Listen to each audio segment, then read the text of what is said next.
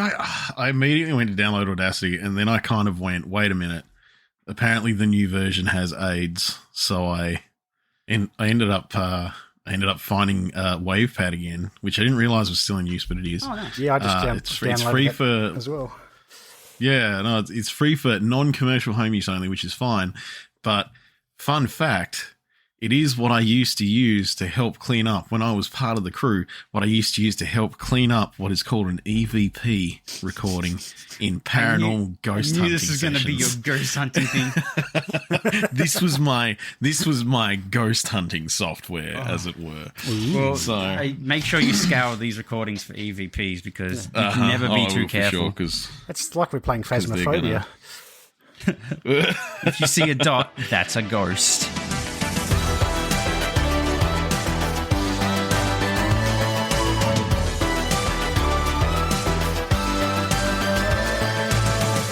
Do you want to do a little banter before we get going, or do we want to just go straight into it?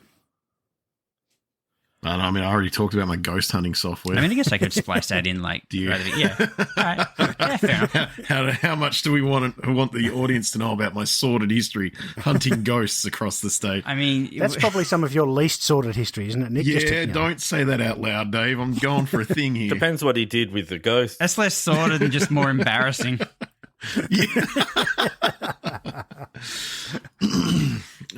Okay, well, hi everybody, and welcome to the Neon City Daily Podcast. I'm Jamie. I'm Josh. I'm Nick. I'm still Dave. And wow, do we have a lot to talk about. Boy, sure do. What a time to come back to podcasting. Let's just jump straight into it. Microsoft brought Activision. Yeah, they're really trying to buy it. No, they bought it. It's in. It needs to get you have to get approval from someone, won't it? Yeah, there's red tape. Yeah, from like the European Union and stuff. Oh, it's because I think what was it? They're like, as much as that's happening, wow, that's just a formality. Yeah, considering that they're already talking about which titles they're going to be very, very Microsoft platforming up.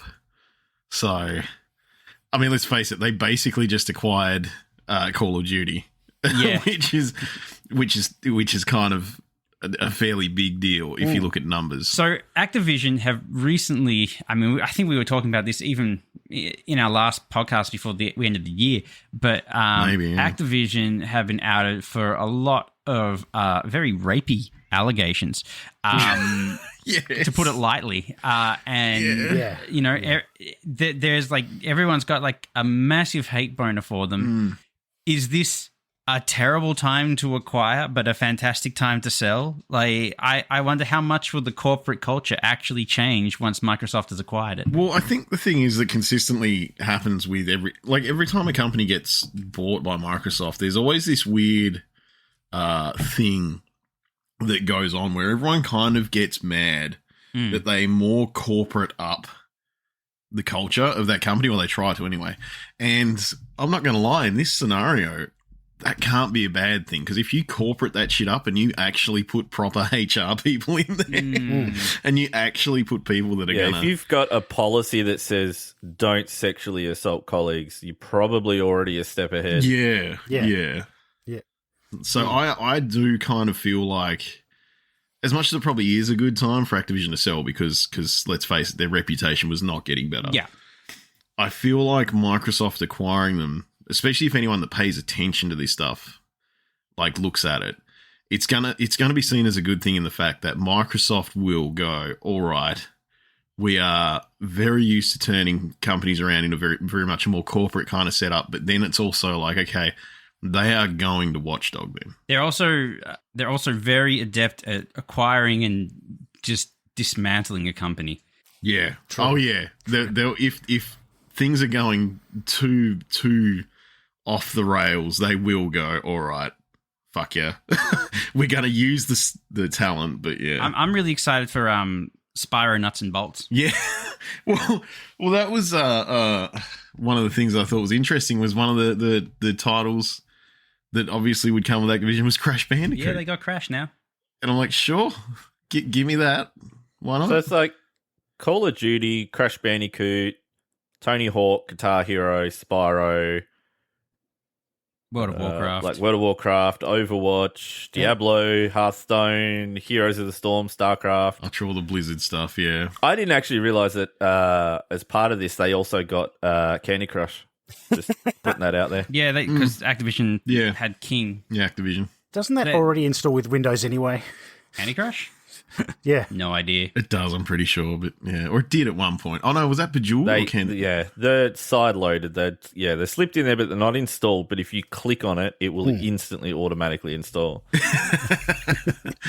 But yeah, no, I definitely see this. As far as Microsoft's concerned, anyway, probably a good move. Because, I mean, imagine how beefy Game Pass is going to get now when it's already pretty damn beefy. Would you pay an extra $1 a month?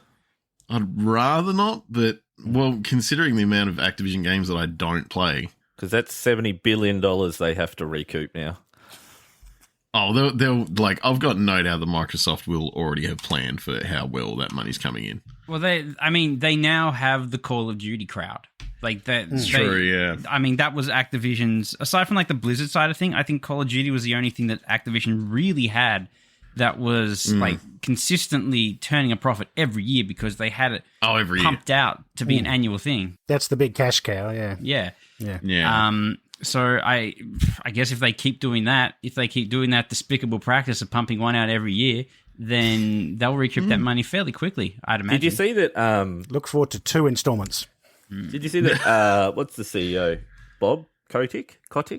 Yeah, Kotick. Bobby Kotick. He, the Wall Street Journal put out a thing saying that when all the controversy started around him last year, mostly, he was considering very seriously, because there's actual paper trail, buying Kotaku and PC Gamer so that he could spin the negative media coming from 2 big outlets. Wow. Oh, wow.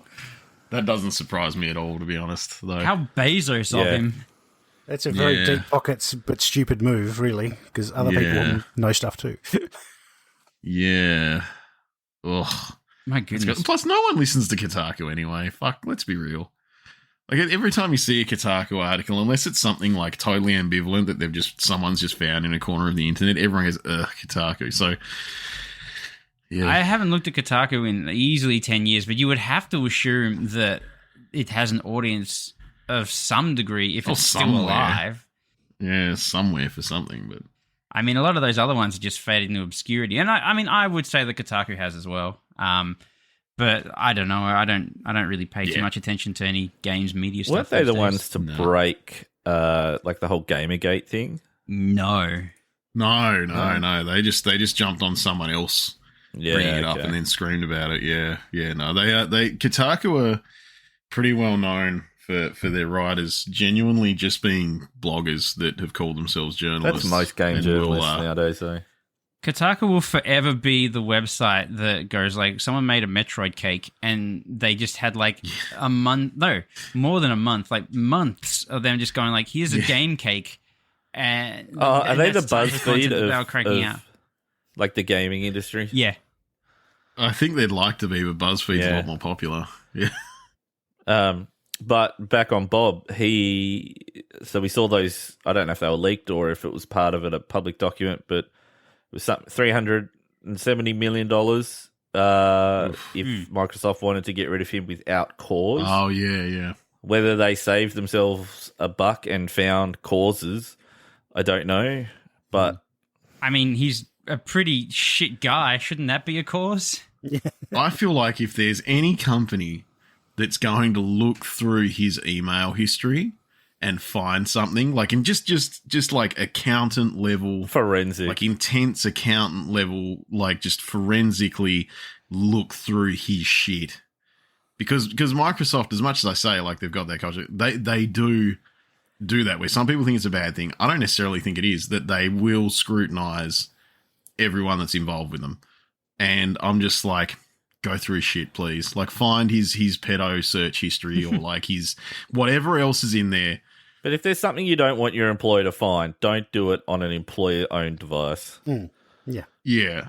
And like the thing is that there's going to be emails. There's going to be shit. Anything that he did or interact with. Like, let's face it, he didn't even cover the paper trail of him thinking about buying journalist sites to change their mind.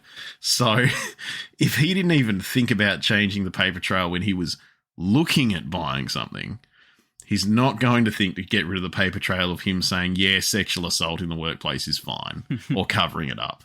So I feel like I'm waiting and I'm hoping that everyone's just been told, like, okay, take 2 weeks off. We're just going to go through your shit. and yeah, they because I don't want him to make more money than I will in my life by getting told to not show up at work again. He's already made more money than you will in his life by not showing up at work. Yeah, but I don't want him to I don't want him to double it and then get told to not show up. Like that, yeah. Honestly, the amount of money that he's asking to leave, it really sounds like a pittance from like the bonuses that he's granted himself over the years. They're just basically flicking him like a 20-cent coin. He's like, "Thank you, sir," and toddling off on his yacht. Please, sir, can I have another? Can I have another 100 million, sir? Yeah. So I just, I don't know. It's the whole thing's one of those things where I'm like, I'm cool to get all the Activision library in Game Pass. Yeah. Because I genuinely enjoy some of it. I can't bring myself to buy Call of Duty, but when I touch it, I enjoy it. Yeah. It's one of those kind of scenarios. So I played Warzone when it came out, and Dave, I think I dragged you in for a game, maybe. I played 1 or 2 games. Yeah. Honestly, as far as Battle Royales go, I didn't mind it. But I watch every now and then, like a streamer comes up playing it in my Facebook feed of all things. Oh. Yeah. And it just looks like, I don't know. There's just too much going on.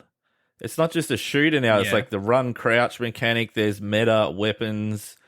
Look, I hated the fact that it was Battle Royale.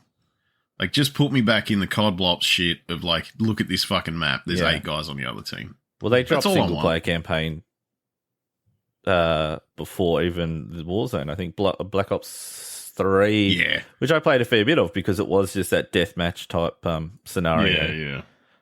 Yeah. Well, I'm glad that at the very least, Halo is still just a team deathmatch game. You know, there's no freaking primarily a battle royale thing. Like, the closest you've got is attrition with their current thing, where I think you have like a set amount of lives, and then so it's like a different type of the first to so many kills, but it's like you can get just wrecked, which I don't like as a game type. But yeah, it's just one of those things where you play a game where, at the very least, the structure of it is fun, and you go, well, I'm more willing to give this game more of a kick because I don't feel like shit when I boot it up. Yep. And you can have fun without being good at it. Yeah. You can. A problem with Battle Royale. You die, you're done. Yeah. Being shit at shooters, I tend to die fairly quickly. Yeah. Whereas in Halo, I can jump back in and still have fun. Yeah. See, that was one of my kind of sidestepping a bit on this, actually, but it's still in that vein. That was always my problem with Battle Royales, is that you go in, you know, let's face it, you go in for the first time, you don't know the map, you don't know the shit, you don't know what weapon matchups are, you don't know where someone's going to be hiding around that corner like all those damn campers usually do. So you kind of have that scenario where, like, you need to almost, I feel, be invested in playing a Battle Royale before you play it. Because I just jump in, I don't have fun, and then it's immediately over. It's like, well, okay, I didn't get a second shot at anything there. I'm just done, and that's why, like, that's Fortnite. not true. You go to the Gulag. Oh yeah, sorry. You go to the Gulag, you get Desert Eagled in the head, and then you're done.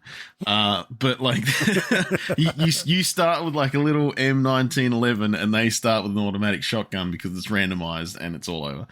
But the Fortnite recipe that gets used now for battle royales is just frustrating me because you go in, you don't know everything, you die, you're done. Yeah, but whereas, like, if I play Fortnite, the normal like PvE mode, I really like Fortnite, but I can't say that out loud because everyone assumes that I'm talking about the Battle Royale mode. And I also have a really hard time trying to tell anyone, wait, no, the version that you have to pay for is good. Fuck. And yeah, it just sucks. It just sucks. Battle Royale has ruined a lot of things, and video games is only one of them. Dude, are we video game boomers now? I think we might be. I mean, I certainly am. Like, we are looking at like the newer trend and just going, oh, fuck. I hate it so much. Honestly, like I think that I could be kind of okay with battle royales if I kind of had more patience, I guess. Like I just don't have. I have that thing now where I feel that time is precious, and if I'm not gaming, then I'm laming, and if I like fly into Fortnite and I'm like trying to build a tower when someone shoots me, like this is just wasting my time. Yeah. The running around, the collecting the stuff for it to all kind of just like fall apart as soon as, someone rocks around behind me. I just don't jive with that at all, unless even if I fail, I can respawn and continue to try. I think that's the thing. It's like where it's like a one and done situation just doesn't work for me. Yeah. The other big news of the break, Hogwarts Legacy got delayed. I haven't heard anything about this. Oh, fuck, I don't. Huge news. Yeah, I hear nothing about it until you talk about it, Josh. And so it is always months between me hearing about it. Because the only other thing I hear about anything Harry Potter related is that J.K. Rowling said another horrible sexist thing that kind of like very turfy, like, no, trans women aren't women thing. Or the other thing that I keep seeing is like pictures of Emma Watson like wiping away a tear because the guy that plays Ron fucking said something at the reunion. That's all I hear about it. So I hope he said like, I really loved Emma's can, and she's wiping away. But yeah, so I am always gleeful when you bring up whatever this news is, Josh. It's good. It's the only time I hear about it. It enlighten us. Well, it's the only game on my radar, really, for 2022. Yeah. I rephrase. There's a few games I'm excited about, but this is I don't know. This is the only one that I'm just really pumped for. That next level. Can I ask you a question about this game that you may know the answer to, or you may not know the answer to, but right up front, I need to know, does this Harry Potter game have the Nemesis system? I do not know. Damn. Is that the system from Shadow of Mordor? Yeah. Yes. I would love just having like random wizard rivals. You try to fucking because like you try to fucking Adavacadabra them or whatever the fuck that thing is. You abracadabra them, yeah. And like because you killed them with that last time, they're like super used to that now, so they fucking pull your dick off or some shit. That'd be amazing. Yeah, I'd love it. Because Warner Brothers have like exclusive rights to the Nemesis system, so any game coming from them potentially could have it. So I'm like Harry Potter. So, well, a Games Radar article from 3 months ago says that they are rumored to be utilizing Nemesis in Hogwarts Legacy and future Batman games. All right. So now I'm excited for this game. You could use it on various groups of bullies / friends, creatures of the Forbidden Forest. I would love to Nemesis run. What? And relationships with teachers and Quidditch rivals. So let's actually can we go back to something for a second? Like what is this fucking game? What is it? What do you mean? It's Hogwarts. What is it? It's Harry Potter. Yeah, but what do you it's do? An RPG. What is the right? You're just living your best life. Is it like an MMO? No. Don't think so. Like a single right, do you have a party, or are you just some wizard? Like what? So are you just role playing? All right, you're Cram Blanche Crinkletones, and you go to school, and Harry is your professor, and there's the Nemesis system. What's not to like? Right. Okay. It's open world ARPG. Right. I believe it will have co-op.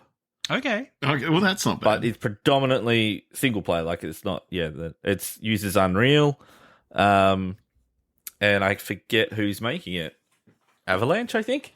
Is it Monolith? I don't know. Let me have a look. Because if it's Monolith, then freaking Nemesis system confirmed, baby. Let's have a look. It is being developed by Avalanche. It is Avalanche. Okay. Well, we'll see then. It's handy being in front of a computer. We should add that we're doing this remotely due to the current COVID climate as well. So if we sound a little different. We got it in Tassie. We caught up with the rest of the world finally, thank God. Yeah, we finally got it here in the state, yeah. Well, yeah, we laid down and rolled over and said... Had to import some. Come on in. Yeah. Had to willingly import some as far as our governor's concerned. Yes, yeah. But wherever you are, we hope that you are not affected too badly by COVID. Certainly hope you don't have the vid. Oh, okay. Other big news that technically came from the time off, even if it was just last night. And See, this is the danger of Josh being in front of a computer. No. Podcast. This isn't on the internet yet. Oh, what? Neon City exclusive. What? Yeah. What have you done, Josh? Jamie is going to play League of Legends this year. That's true. I am going to play one game of League of Legends this year. So if you are a long-time listener... Are you going to tell the people why? If you're a long-time listener, you have heard Jamie being extremely adamant that he would never play League of Legends again, except under very specific circumstances.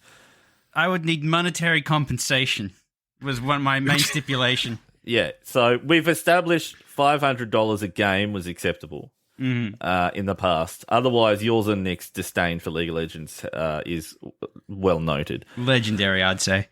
I don't know how we got onto this discussion. I do. But long story short, we were all sitting around the table playing with little plastic Warhammer, being really manly, and there was an accord reached where I would give Jamie the remainder of a Space Marine army I'm trying to offload at the moment. I say the remainder. I've sold one squad. You would give me the majority of a Space Marine army. And in return, you will play one League of Legends game. He made me an offer I could not refuse. And Nick just gets dragged along into this. Just coming along. I'm not okay with this. I used my airbrush on Nick's tanks last night. And so he also has to play League of Legends. I knew you were going to use that eventually. Like I knew if I not even eventually. I've just cashed it in. I was just being dragged into this shit. I knew that was going to come up. So yeah, there will be a game of League of Legends. I'm trying to decide: will I play as Garen or Riven? There will be massive fanfare. You will not miss this because I will make sure that every single possible person knows that it's happening, when it's happening, how it's happening.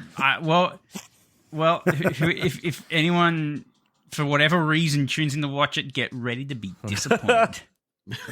Like the for whatever reason there. That really helps. What do we think the likelihood is that Jamie plays it, likes it? I knew you were going to say it. It's 0. It's fucking -10. It's 0, yeah. Nick's right. I thought that was the case when it came to him just simply playing it again. But dreams have come true. No. I knew that he would play it again if you offered him monetary compensation. I knew that. Yeah. I've never been shy about that. Yeah, I knew that if it came up to him receiving something that he thought was of equal or more benefit to receive, then playing it would be a detriment. How much would it cost for you to pretend to like it and keep playing it?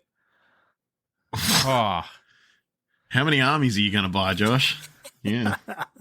How much Warhammer do you own, Josh? It's like, to keep playing it? Dude, I don't know. Like, it'd have to be a game-by-game basis. I will feed you one Space Marine. That would differ depending on each game and how he felt afterwards. Yeah. But that's the other big news. That's okay. Dave and I that you've got me on for a game. We'll brainstorm the best way to set this up. So that we don't squander our one and only game. It'll be a 5-man. It's almost worth more not played. It's it's sort of... I can't wait for you guys to finally remember what you're missing and realize that it's not that much. Like, I bring nothing to a game of League of Legends except for anger. It's not about what you bring. It's playing with friends. The question is, can you still remember your account? Oh, yeah. He's still on my friends list because I refuse to delete him. See, will like that's the thing though. Will you do what I did when you try to go back to League of Legends after years and find out that your account was hacked and blocked, and Riot will tell you that there is no way that you can ever get it back? Well, I don't think it has, because there was a point where they went like, hey, we're switching over to a new type of launcher, so make sure that your passwords and stuff are up to date. That's right. So I did do that. So I had access at that point. And I think Josh saw me log on when I did do that, and he got very excited, and I had to be like, sorry. There is no... I fully assume that there is still no a dent point. in the bottom side of my desk.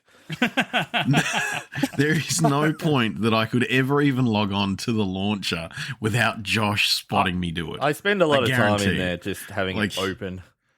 He's I got will some say alerts this, set up. you are He just quite knows. vigilant when it comes to that launcher. And especially because He is Microsofting the crap out of this. Well, I think Checking I everything. actually way back when we did a bit of a Nick versus League of Legends thing, I think I hadn't we hadn't agreed on when we were going to do it, but I figured I'd get it installed. Just already agreed to fucking do it, and I get it installed, and I get it all updated, and I get in, I log in, I get in, I log in. I'm not even through the launcher yet. And Josh is like, oh man, you playing League of Legends? I was like, I just logged in. I'm not even, what do you mean? I honestly, I don't know. I feel like even if I wasn't logged in, I'd know. Yeah, no, I guarantee it. I'm 100% sure that you weren't logged in when you asked me about it. It's a feeling. I like how I kind of had like the reverse for a while there, where like I would message Josh on Steam and I'd be like, stop playing League of Legends, and he's like, how do you know? Yeah, because wasn't it Discord selling me out? No, it wasn't Discord. It was the Xbox game That's launcher. right. Yes. Because that opens by default in the background. It's kind of just always there. See, I actually remember one time where me and you, Jamie, were having a conversation. I can't remember what it was about, but that doesn't matter, because we got to, like, we were talking about some podcast stuff, and we were looking at doing some gameplay stuff, just back end businessy kind of shit. Yeah, because we cool guys. Yep. That's what we do in our spare time. Talking about video games we're going to play, and you said, wait, check this out, and you sent Josh a message saying, why are you playing League of Legends, Josh? We didn't even know. Like, we didn't even see you on anything. We hadn't even logged into anything. We had no windows open anywhere, but you were just like, check this out.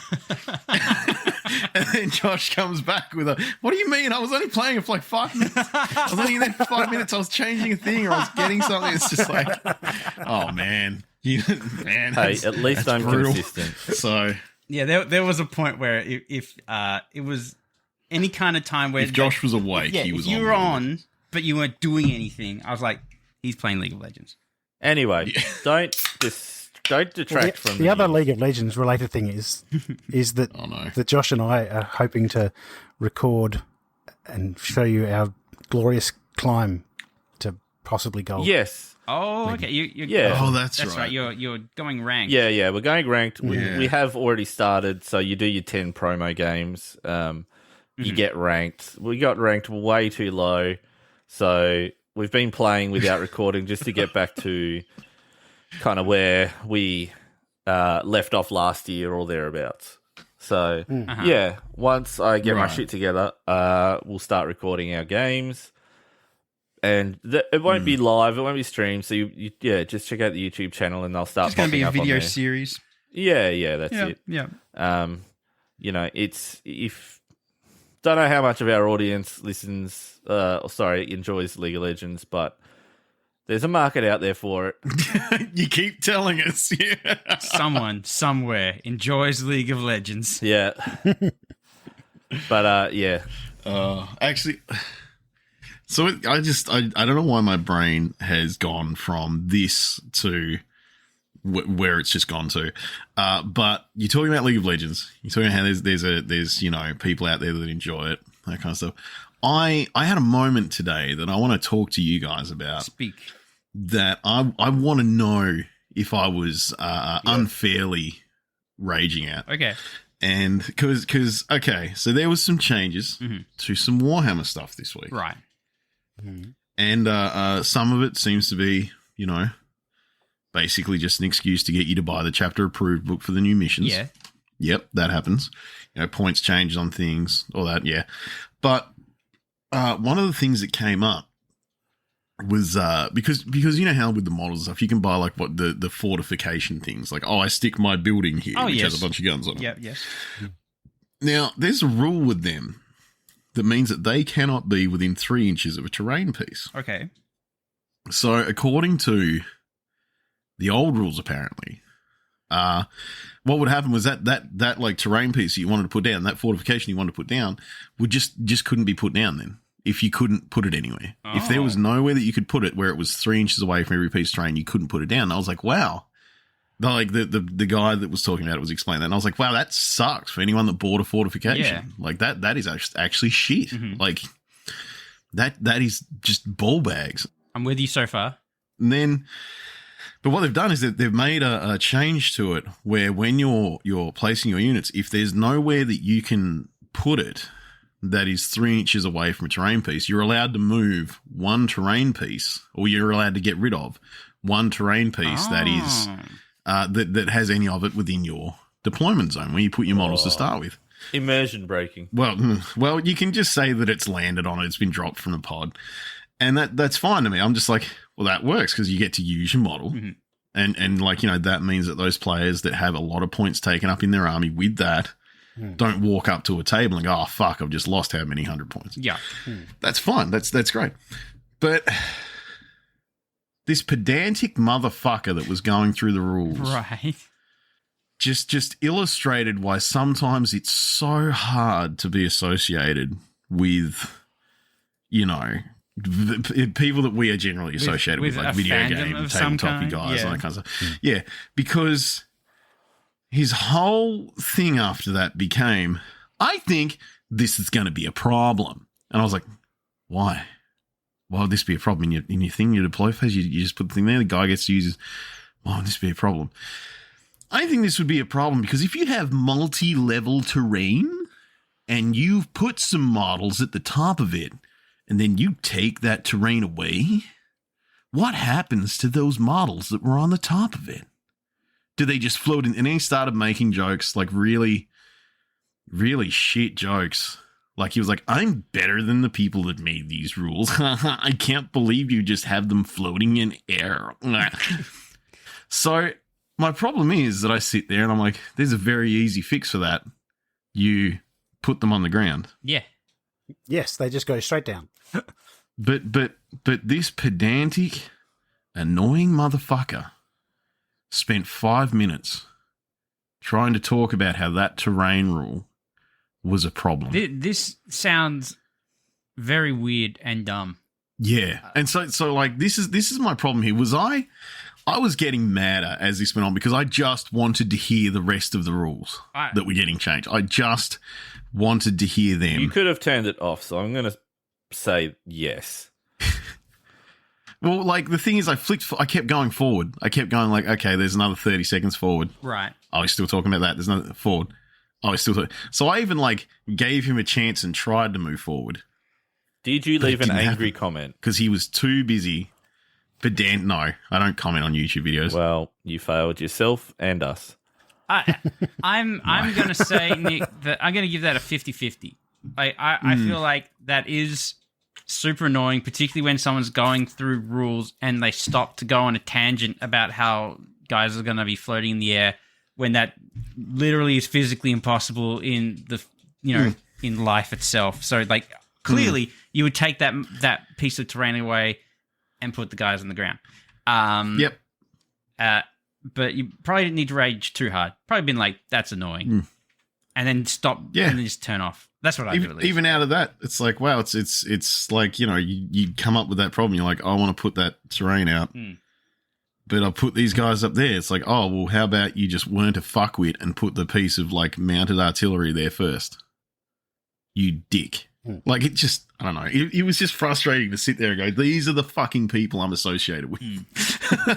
These pedantic, annoying fucks are the people that I am, like, people listen to my hobbies and interests and they go, oh, you're one of those guys. I think, it's kind of annoying when that happens in a video, but it's worse when you're out in real life and then you encounter people who are screaming about how a game store next to the other hobby store that you're in is committing heresy by selling 40K and that they should burn it to the ground.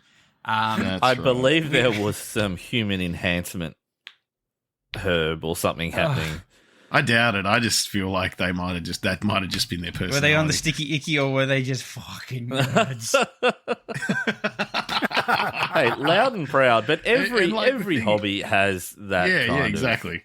Absolutely. Personality. Oh, it does. It's unavoidable. It does. Keep your circle small and, just don't associate with people you find annoying. That's why we play Warhammer with each other. Yeah, and any hobby you get into, you'll find people who just take it way too seriously. Gaming is a really good example of that, in fact. Nerds are pretty lenient, understanding people. No way. If you turn on voice chat in any game... If you look at any game subreddit or forum... Yeah. Oh, man. Yeah, so... Everyone is right all the time about everything. And they're the vocal minority, too. It's so toxic because they're so vocal, like... no, I'll make an exception. Battlefield 2042 can get shit on because that is a horrible game and it deserves every single piece of criticism it receives online. Speaking of which, I mentioned this to Jamie. I saw a headline. I haven't followed it up, so I don't know how true it is, but it looks like it's going free to play. That's nuts if true. That's insane. Wow. If it is going free to play, I'm mad because I didn't refund mine. Maybe you'll get a gift. Maybe you'll get like a special, like bright coloured pocket. Yeah, I'll get a gift from EA. It'll be like a lovely bow that I can wear on my character. Yeah, an in-game item that says, I'm a sucker. Yeah. You know what?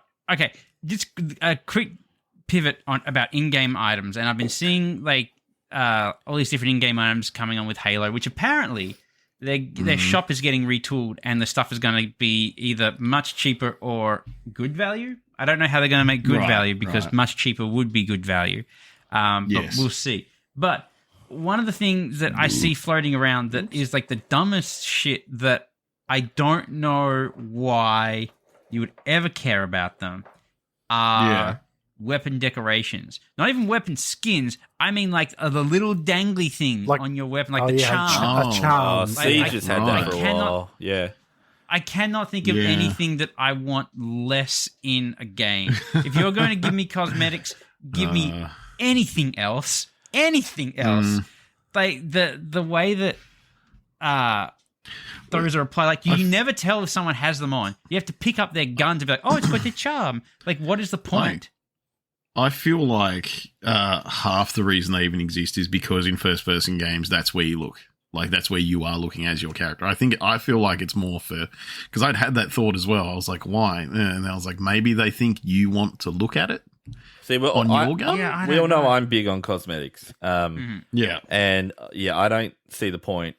I'm big on cosmetics that other people can see. Exactly. Yeah. So they go, oh, he's really good, or oh, he spent a lot of money. Something like that. Yeah, you want cosmetics that people will look at and they can go like, "That is that guy." If they see you running around, they go, "That's that dude." Yeah, like you don't. No one is ever going to be that because you're going like, "Oh, that's the guy with the Mr. Chief charm." Like, it's. You know, he's got truck nuts on the bottom of his assault rifle. I'll recognize him anywhere. They will notice if your head is on fire or if you've got like a purple and pink skin.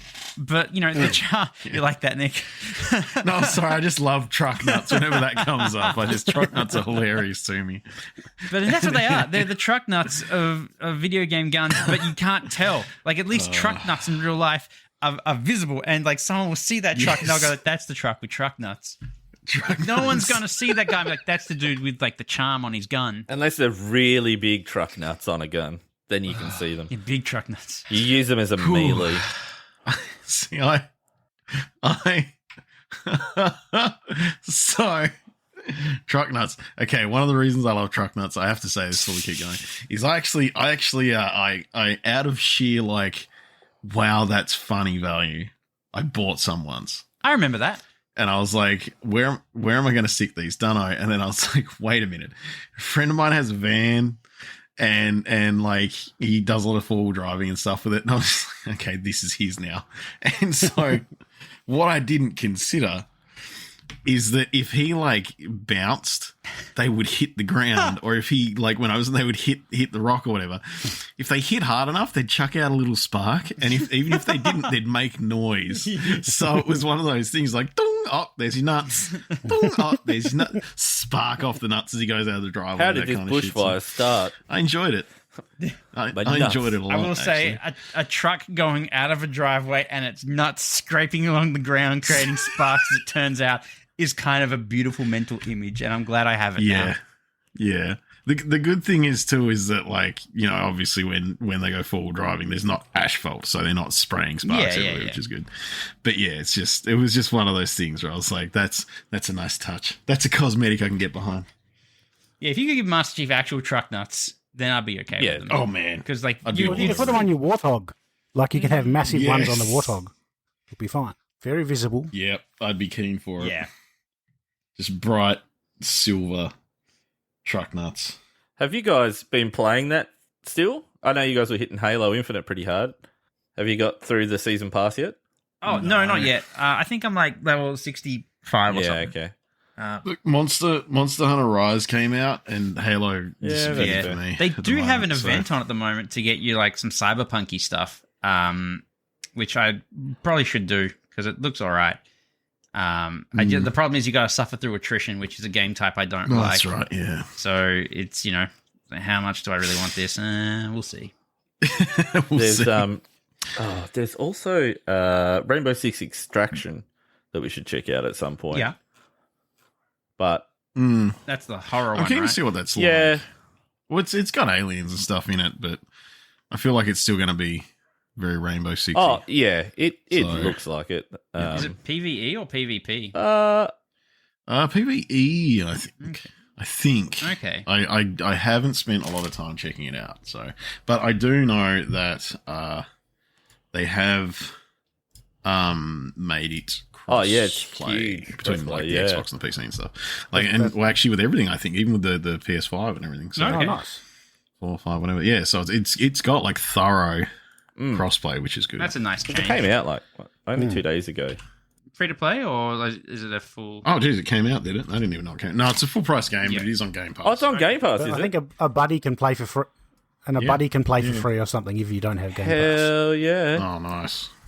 Yeah, but yeah, no, it is on Game Pass. So I was already actually looking at checking it out because I just figured I'm gonna download that. If that's a co-op shooter, then I'm down to clown. Yeah, I'll give it a crack. Like Dark Tide that we're also looking forward to. There's actually a few good games. Like Hogwarts Legacies stands on its own, but then one tier down. Yeah, away from everyone else. Crying in the one corner. tier down. Yeah, if it has a Nemesis system, it's going to be sick. One tier down there is... not even kidding. Total War Warhammer 3. I'm also looking forward to that. Actually, I think that's going to Game Pass as well. Is that out now? No, it's early Feb, I believe. Okay. Yeah, because I finally finished the campaign in 2. Didn't play any DLC, but yeah, I'm really looking forward to 3. Man, you know, I really want to like those games. Yeah, I love the way that they have like the overworld. I love the fact that you just kind of like go in there and that you have like these battles and stuff, and you're doing all kinds of things. I just don't like the way that the battles play. I just can't get into it. Yeah. I've tried multiple times, and it's a real shame because like I see how cool those games can look, but I just can't get over that barrier. See, I hadn't played one for a long time. Total War games, and then I played the Britannia one. Yeah, and suddenly I was back in. Yeah, like I was right back in there, and I was really enjoying it. It's really good. The single player thing kind of has like a very hard to get your head around political system. Yeah. which means that I pretty much automatically lose whenever I start a campaign mode of it. but no, I genuinely enjoy the fact that I can look at it and I can actually go like, all right, this is my viewpoint. This is where these guys are. This is where that is. I'm going to use these things that I have to the best of their ability. Right. And just like, I don't know, there's just something about the thinking aspect of it for me that's more so than any other strategy game. Okay. That really sells it for me that I love the gameplay of it. Yeah. So. Well, that's good. I like it when we like a game. Just as an aside, I can't actually see Rainbow Six Extraction on Game Pass for PC. Oh, maybe it's only on console. Maybe it's only on the console.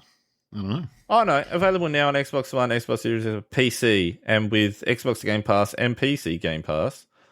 But if you search for it in the app, it's not there. That's pretty lame. There is the top of my Game Pass has a spot to click on Rainbow Six Extraction, and then it takes you to What, a in page Game Pass? to get on with it. All right, there you go. Dave's got it. Why don't I have Dave's your Game got it. Pass? Dave's done the research. Dave, are you going to play Mass Effect this year? Oh, I have it downloaded and installed. Haven't you finished it yet? So, yes. Are we going to stream Dave playing it this year? To be honest, I've been busy playing Mad Max, which was okay. moderately fun. Good. Nice. And That's a good choice. Need for Speed, which was an utter bin fire and takes away all my happy memories of the previous versions. Retroactively makes the good ones bad. Yeah. Yeah, pretty much. It's like, what did you do? This is terrible. Nice. Wow. And even the driving shithouse. And because I have been playing some Forza Horizon 5, and that's actually, I don't love it yet, but I don't hate it as much as I did when I first played it. How do you find the driving in Mad Max? Not too bad, because it's Mad Max. Yeah. It's okay for what it is. I mean, I haven't got that far in. It's just arcadey, isn't it? Yeah. It's also not pretending better than- that it's a sim. Yeah, it's better than Need for Speed. Yeah. Hell yeah. I love, like, Mad Max is one of my favorite games ever, and I hate how overlooked it is. So I'm enjoying it, and the fighting's quite nice. With Yeah. the block and the attack and the heavy attack, that's quite fun. It's got that kind of Arkham style methodical fighting system to it. It's really good. That was a bit of a sleeper hit too, wasn't it? Really? well, yeah, no one really thought about it when it was on the way out, and then suddenly, like, the Fury Road movie happened. Yeah. And it was like, oh, I there it think is. the thing that happened with that game, unfortunately, was it came out right after Fury Road came out, so people assumed it was a tie-in game, which yeah. does not do well for games because at this point It dooms your game marketing. Yeah, so when it's not, it's a completely separate story and a completely separate game. And it's just a real shame that it did get overlooked early on because of that, because it is a fantastic game. Yeah. Really, really solid. Yeah, no, it's just, it is really good. I played Need more people to try. Wasteland 3 last night, which I think I got gifted. Oh, nice. Yes, I got you that for Christmas. Yeah, and because it's been on my wish list, and really enjoying it. I've only played maybe 90 minutes, but it gets straight into it. I like the turn-based, it feels a bit like XCOM. But yeah, really enjoying that at the moment. So I'm probably going to keep hitting that. It's got full controller support too, so I'm just going to. And Josh, it's co-op. I'd be bummed if it wasn't, because it's just ripe for co-op. Oh yeah, that like style of game just lends itself to co-op so hard. Mm-hmm. Yeah. It's what makes it me mad whenever like a fucking turn-based strategy game like that comes out and it doesn't have it. Yeah, but I think, like, because what is it? The system in that is you make like your character and your characters, or like you make a pair of characters. You make like a guy and then, like, whoever the support is for them, don't you, or something? Yes.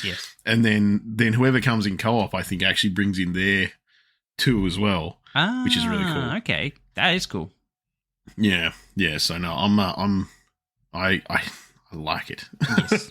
I like it as a system. It is that thing where I think the guys that made it understand that people want to play them co-op. They want to be able to hang out with their friends, but they also want to have fun. They want to have the core game experience while their friends are also And it's there. also kind of like, if you miss old school Fallout 1 and 2. Like this game was like the original Wasteland was the progenitor for the first Fallout games. XCOM. Fallout, ridiculous. So like the whole crux behind Wasteland 2 getting kickstarted at the time was them going like, do you miss that shit? We're bringing it back. And sounds like they did a pretty good job at it.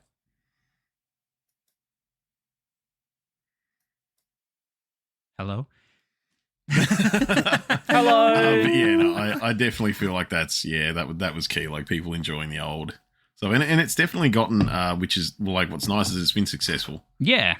Like it has been a successful game that has gone. Hey, everyone, look at these things that you like. We're doing them now. Yes. So FYI, grats to whoever it was that made it. We were talking last night about the origin of Orcs. Yeah. And I went and Googled it. Yeah. Right. And I can't find anything to suggest that it was anyone but Tolkien. What? Yeah. It was Tolkien. No, okay, so look, Tolkien started using them in like modern day like fantasy story practice more than anyone. Orcs and elves are like an old mythological thing, just in general. Do you know what the first thing I found? Late 16th century, denoting an ogre from the Latin Orcus. Yeah. There you go. But it's well, yeah.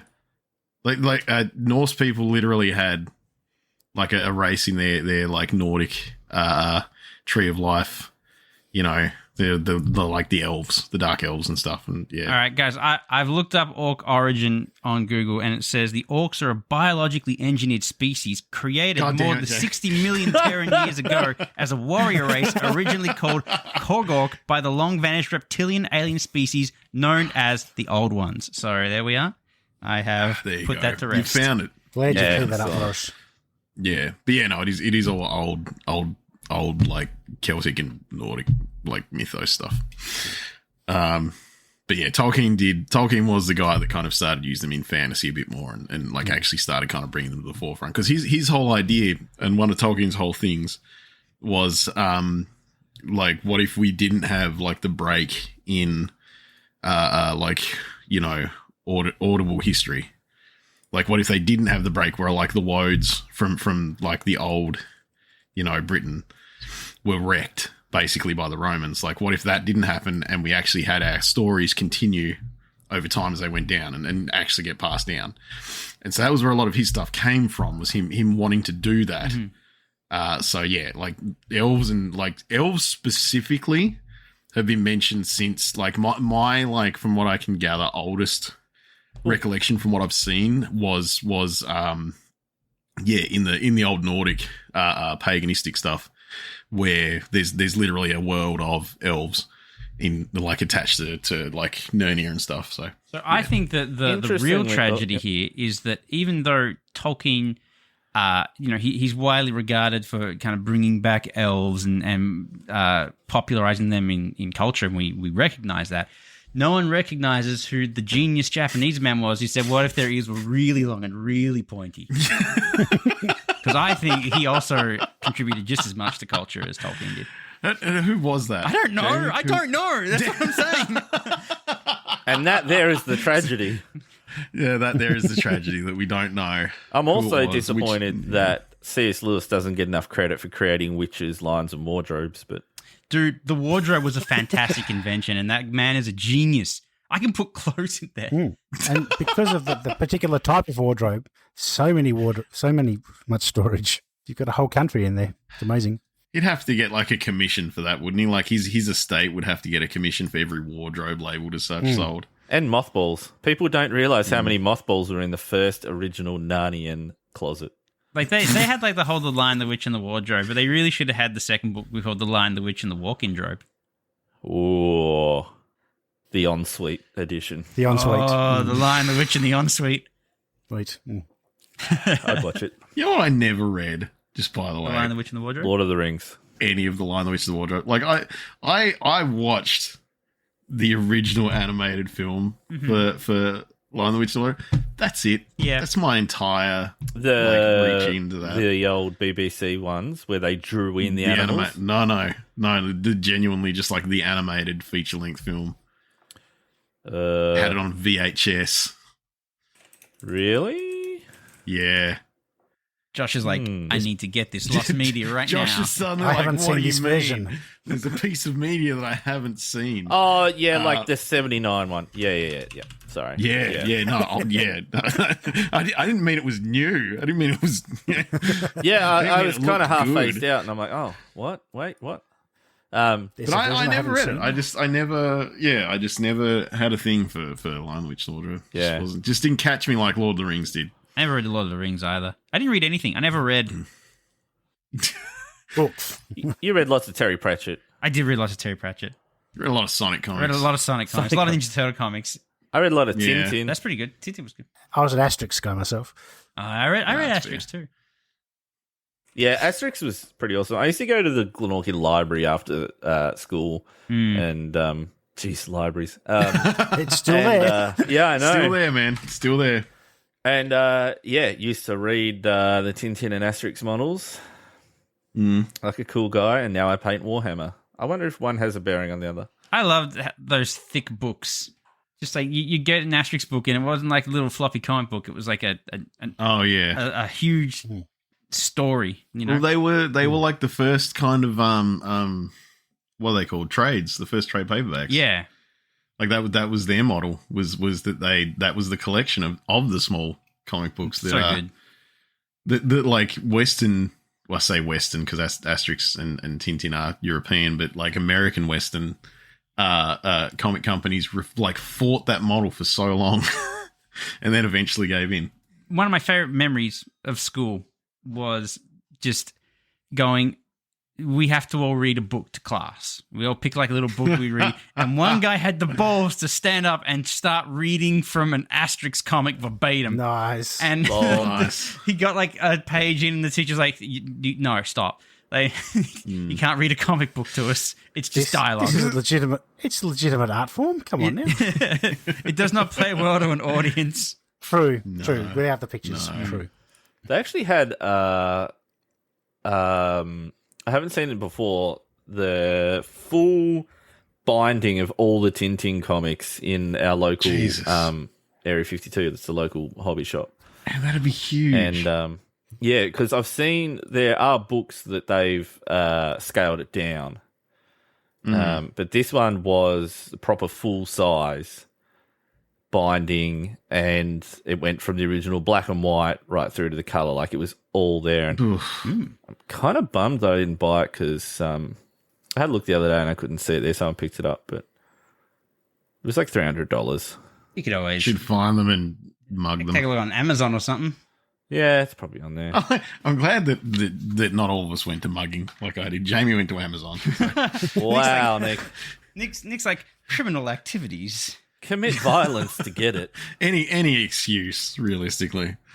Oh, no. Why not? They do have it there. $340. Yeah. Oh, no, wait. That's the box set. What's the difference?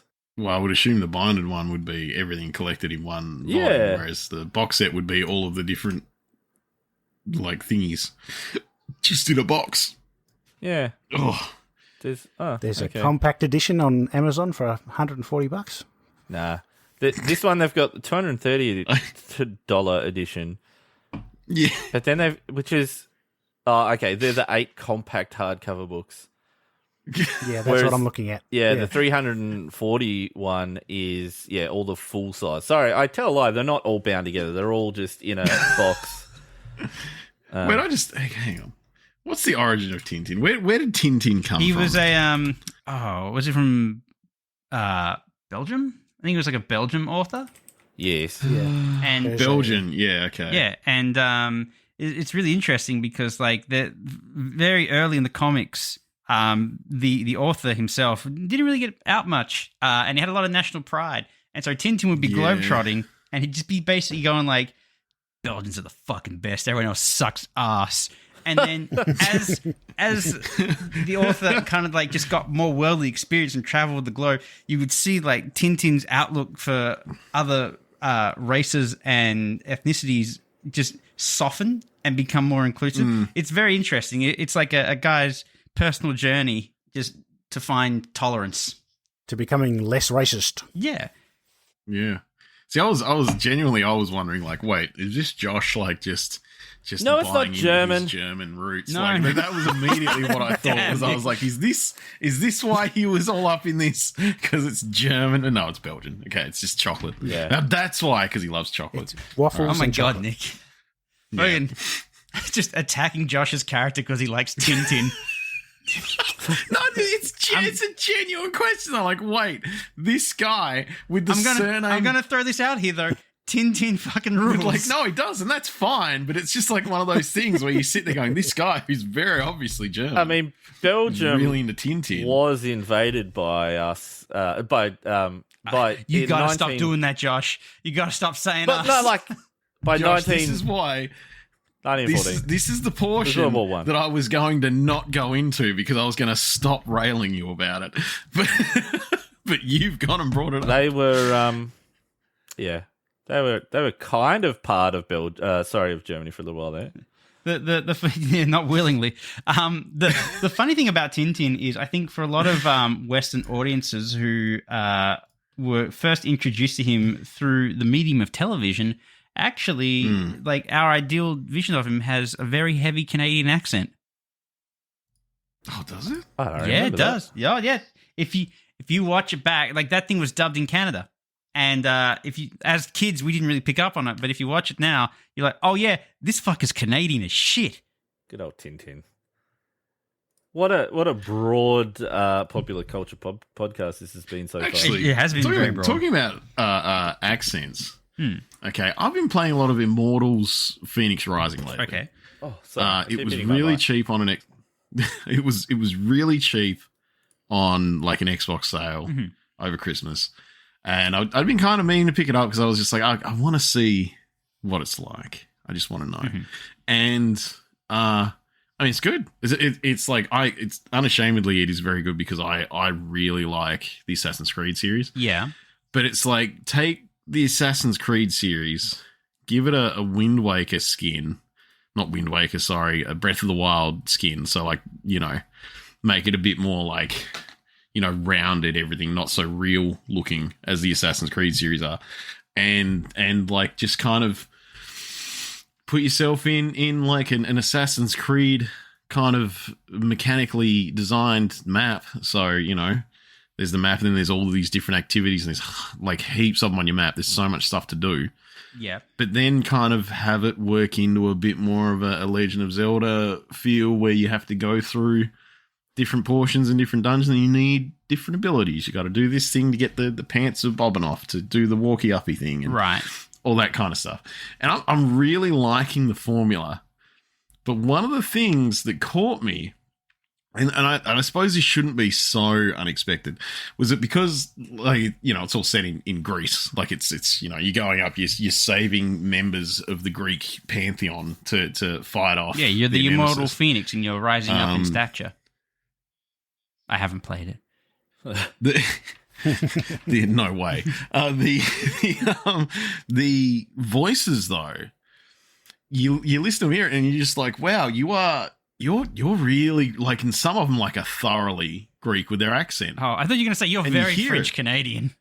No, but like you listen to it though, and like even the villain, even like all the gods and stuff, you're just like, and they don't sound like someone putting the accent on. Yeah. So either they got amazing voice actors that could do that accent really well, or they're just genuinely Greeks who have like, English is very possibly a second language, or just, grew up there. So that's how they talk. That's and awesome. I actually really, really like that as a touch, that I'm just like, no, everyone sounds Greek. Everyone sounds like they're supposed to be there. So really enjoying it. Man, let me tell you what, this diversity and openness that we're seeing in this game is really helping distract me from all those sexual harassment suits that Ubisoft do. Wait a minute, Ubisoft? Oh, hey, no, if we're going to talk about sexual harassment in Ubisoft, I'm not going to pretend this is as bad as what's actually happened to them, but I've been a little bit fucked by them. So, just not in the same way, Nick. No, exactly. That's what I'm saying. It's not as bad.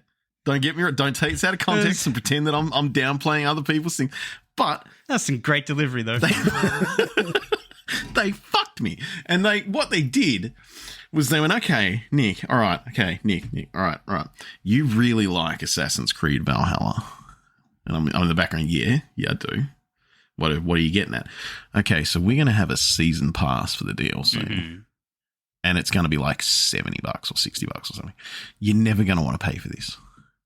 But we're going to price the other expansions so much so that, you know, it's very obvious that that's actually a saving if you get it. And I'm there going, yeah, fuck. Like, I know, and I'm doing the thing where I'm like, I know I'm going to break at some point. I'm going to get it. Then it goes on sale on the Xbox store. It goes on sale. Now there's 2 blocks of DLC that have come out so far. Mm-hmm. One is like, hey, check out the Isle of Fyke. You go and hang out with some like Irish like people and deal with something there. Yeah. And you meet Cassandra from Assassin's Creed Odyssey and all this other kind of stuff. It's really good, right? You do that, it's really good. There's another piece of DLC which is the Invasion of Paris by Rollo, and that's out. I want you to die. But the Invasion of Paris, you get that obviously in the season pass. Right. And it's just there. And I'm like, okay, I've got the other piece of DLC and I've played that. How do I do the Invasion of Paris? I bought the goddamn season pass. How do I start the Invasion of Paris? And is this the point where Ubisoft metaphorically whip out their dick? Yeah, they kind of whip out their dick and they say, you got to buy it. We don't know. We don't know. Yeah, their dick's just swinging in the wind going, we don't know. And I went and looked it up, like, how do I start this? It's like, just go and talk to this person in your encampment. That person doesn't exist. Oh. So what I think has happened is one of 2 things. They've either, because there's like a Yule kind of event going on at the moment still. Actually, that might end soon or maybe this week. There's a Yule event going on that puts a bunch of like event quests and stuff in the encampment. So I'm thinking maybe it's just lost in the pile, mm-hmm. and I can't get to it because this event's on, so I'm gonna have to wait till this event's done and check again, or no one understands that I have it and something's gone wrong. Yeah, like the game hasn't recognized that you have the DLC, and so you don't have like Barbados or whatever his name is, who'll take you to the Isle of France. Yeah, so I kind of put it down the other day. I put the control pad down when I was trying to figure it out, and I'm like, okay, this is making me very angry because I want to play this game. Mm. And I want to play this DLC, and they're fucking with me. So I'm going to stop for a minute. And I've been playing a lot of Monster Hunter Rise anyway, so it wasn't that hard. But yeah, so I don't know what that is, whether Ubisoft have just fucked it again, like they have kept doing with Valhalla, where they keep kind of breaking it as they go. Like before, they'd with Assassin's Creed, they would, you know, they'd like over the course of a year, they'd generally fix their product. Yeah. But, you know, off we go though instead, where I'm just like, okay, hey, you guys aren't really fixing this a lot. A lot of what you're doing is making more problems. So yeah, that sounds like Ubisoft. You know, what do you fucking do? I mean, look, frankly speaking, they're not a great company. No. Are there any left? No. Ubisoft's?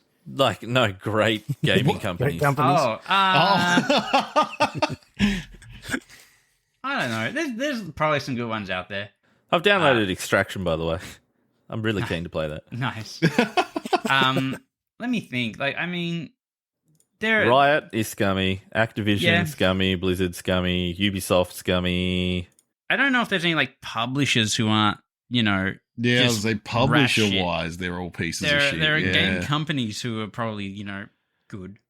Yeah, I mean, that's fairly broad because, there's literally thousands of them that one-man band and all that kind of crap. You would have to assume that, like, not everyone is a piece of shit within the industry. I mean, we only hear about it. Even within those organisations, you can't kind of paint them with the same. You can't, brush. 100% be sure of everything. Yeah. Well, I feel like that's part of the issue that we have with places like Activision, since that's the prevalent one at the moment. They very obviously have people in the company that aren't shit. Yeah. But they're just being like so trodden down on by the people that are like that. Yeah, absolutely. That what do you do? Yeah. Hopefully Microsoft buys them and gets rid of a bunch of motherfuckers. I don't know. We'll see. We'll see. Like how I would be interested to know just how much do Microsoft meddle with the goings on of a publisher that they buy, because we also have to remember that they've purchased Bethesda, and we haven't seen anything from Bethesda since. So we don't really have any gauge to go, oh, this is what they do. Like they go in there and they do all this internal stuff, or they either just like purchase them and go, as long as you're turning a profit, you do what you do. We're just here to reap the benefits. Yeah, I mean, not recently have we heard about it. We know what they used to be like. Like they used to literally take companies and almost strip them altogether. Yeah, they're just deconstruct them. I guess not recently. I haven't heard anything. I'm like very much going off. Like I said, what I'd heard about, say, 10 years ago, about what they were doing to companies whenever they acquired them. So yeah, look, the Phil Spencer era of the game division of Microsoft has been very different to the division before it. I'm still mad about Lionhead, so you know I don't trust them. Yeah, but we'll see. No, I get that. Being mad about Lionhead's fair, though. Yeah, it's Black and White's the perfect game to put into VR. Why has no one done it? Well, that's like when Kinect hit. Yeah. And we were talking about that. We were just like, Kinect, it's not great, works well enough. I really enjoyed it for for using it for your UI, but that was about it. But then we were talking about it and we were like, wait, it would be really good for Black and White. Black and White would be okay with it, yeah. Like, and even then, like, I'd go like Black and White would be okay for it. It wouldn't be amazing because there is still a large margin for error. But VR, it's one-to-one tracking. You do a swirly whirly and it's going, that's a fucking swirly whirly. All right, he's making rain or whatever. Draw a cloud in the sky, rain's happening. Like, it's perfect for it. It's perfect. Perfect. Hey, it's fucking perfect. I want to get one more dig of a Battlefield in before we finish. But, go for it. Nice. I was just looking at Steam charts. BattleBit remastered, which is like a blatant piss take of Battlefield. Yeah, that looks good. Yeah. I've never heard of it. Okay. It's got more concurrent players now consistently than Battlefield 2042. Yeah. BattleBit. Yeah, BattleBit. Okay. Is that on Steam? Yeah. It's very clearly like a game that someone just like whipped together to be like, I can make a better game than that. And he did. Oh, jeez. He did? Yep. Yeah, okay. That's unfortunate, I guess. But let's I just want to recap a few things. So, first podcast of the year and everything like that. Main show, more of the same. Welcome back. I put a bit of a status out at the end of last year that we'll kind of try and refocus ourselves a little bit more on the YouTubes this year. We'll get a bit of a Twitch stream schedule-ish thing going at some point as well. So, it's going to be a good year. Some good games coming out. And, thanks for tuning in and for yet another year. This is our third year, believe it or not. Pretty crazy. Yeah. Yeah. When we started this podcast, COVID was only just beginning. It's true. I was wondering where you were going to go with that, but then like plotting out the fact that we've been doing this since the pandemic. Yeah, and also, when we first did it, it's actually kind of fitting that we start this year all podcasting from home remotely, yeah, because that was kind of how we did it when we started. Like, because I was in Melbourne, we had no other recourse. Yeah, so we've come so far, but we've also kind of come full circle in a way. But yeah, so far indeed. I hope that the listeners at home have been enjoying the podcast and that they continue to enjoy it for years to come. For generations to come. I was going to say generations. Yeah, I thought that's what Jamie was going to say. I mean, it's a news podcast, so like I don't know, how timeless. Like news. Like my grandson's grandson will come and listen to this talk about Activision merging with Microsoft. I mean, there's part of it that's news. Yeah, we usually definitely start with news, but then sometimes we end up in Hulk Dick territory. So it deteriorates pretty quickly. Those are the ones that will stand the test of time. That's true. That's true. Yeah, they're the ones that will get us cancelled. We're fine. But hopefully we'll get in a room together again soon. Yeah. I don't know. It's always a bit harder remotely. Things don't flow as well. And well, we gotta wait and see if our government will actually do anything about the pandemic. They won't, because depending on what they do, we may be told we can't be in the same. Well, we're together. transitioning to living with COVID. Yeah, so they or dying from COVID. They want to get everyone vaccinated, and they want to get everyone infected. It's pretty cool. Yeah, it's pretty cool. After years of touting that that's not the plan, herd immunity doesn't work, and we need to play it uber safe, being one of the safest places in the world. Well, we all know it's just a lie. So I'd love to vote them out, I think. It just feels like 2 years later, it's like, you know what? It's too hard. Fuck it. Just we'll see how you console go. ourselves by playing video games. Yeah. Video games. Let's face it, I won't leave my house unless I feel like I have to anyway. So. Yeah, me too. Look, I don't anyway. Yeah, that's right. I work from home now. I built a desk that comes down from the roof because, well, what else are you supposed to do? We didn't even talk about that. You built a fucking desk into your ceiling that you can just lower when you want to play Warhammer. Yeah. And Spotlight closes at 5. I need to go there and pick up my felt. Oh, can you drop the pigments off on your way back? Yeah, I was going to do that too. Sick. Yeah, I got some nerd stuff. I got nerd crafts. Yeah, okay. Let's talk about my DIY. So, because let's face it, we talk about my DIY when I do anything else. So, because I feel like this is a victory. I feel like this is a victory for all DIYers out there who think they can't do something. Get yourself a Dave. Get yourself a tight roof space. Send the Dave into the roof space. That's all the hard work taken care of. That's not DIY. That's Dave do it. Dave, That's actually did. Yeah. Do it, Dave. Do it, Dave. But no, Dave helped me. It's been a week-long project. We finally got a winch connected to a table. Don't ask how. And the winch takes the table up and down because I was running out of space in here. I took the permanent table that people would have seen in our video podcasts out. But then I was like, well, I miss being able to play Warhammer here or just paint and build Warhammer or just any, like a big table is handy. Yeah. But it did take up too much space. So yeah, I thought I know how to address this issue.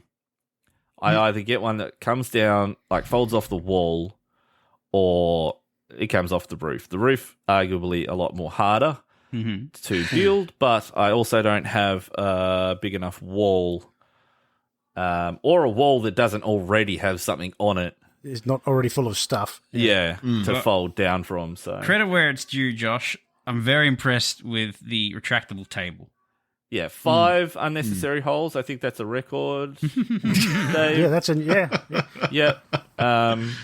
And it's been up and down several times with stuff on it, like a bunch of codexes from Warhammer, which are heavy, the core rulebook.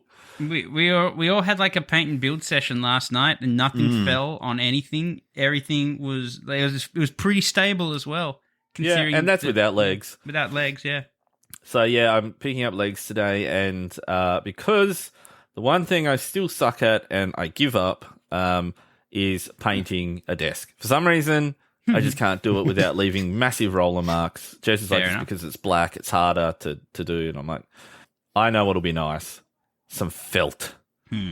Because it will be absorbent a little bit for those dice rolls. And dice! Have you guys seen my Adeptus Custodes? We have seen your Adeptus Custodes dice. I might put a picture up on our socials because I'll put a picture. We certainly need a picture of the table going up and down. Yeah, of my table, and I'll put the dice on it. And I'll put a picture of my cat on because that was the one thing I did. I got a cat. You got a cat. He's beautiful. Nick got a house still. I also got a house. I also got a cat. Oh, yeah, you got a cat too. You got a cat. I got a cat. You got a house. I got a house. Oh, 2021, man. A lot of things happened. I was just thinking, no, Nick moved in ages ago. I don't know why. I was thinking you moved in over the holiday period. Don't know. I got shelves. You came and helped put up shelves for me because I didn't have a spirit level, and I was like, well, I know Josh has done this a bunch of times. He'll have everything. Oh yeah, I have 2 drills because I don't want to change the drill bit. That's it. So.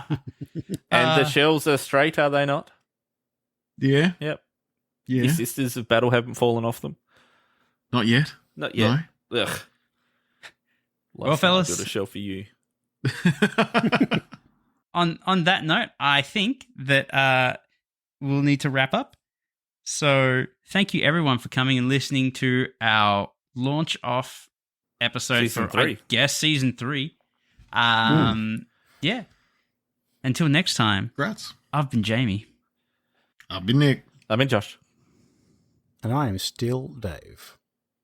And good night.